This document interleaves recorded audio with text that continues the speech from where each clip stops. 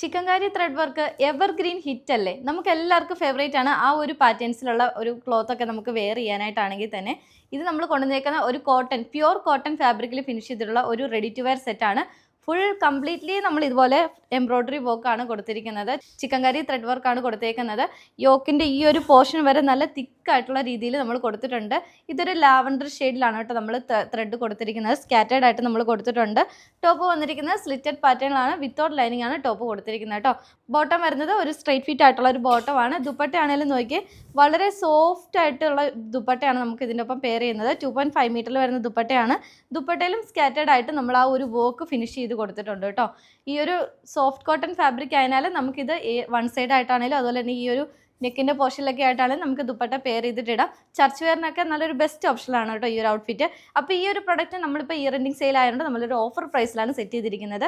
Price വന്നിരിക്കുന്നത് 799 only റേറ്റിലാണ് കേട്ടോ. അതും ഓൾ ഇന്ത്യ ഫ്രീ ഷിപ്പിങ്ങിലാണ്.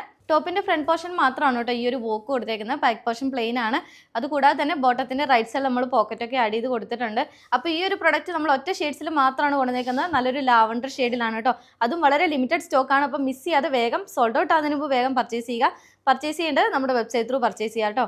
പുതിയ വെറൈറ്റി കളക്ഷൻസ് ആയിട്ട് അടുത്ത വീഡിയോയിൽ കാണാം. ബൈ.